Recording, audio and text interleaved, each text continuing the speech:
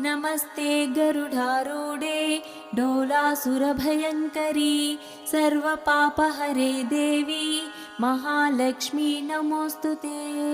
सर्वज्ञे सर्ववरदे सर्वदुष्टभयङ्करी सर्वदुःखहरे देवी महालक्ष्मी नमोऽस्तुते।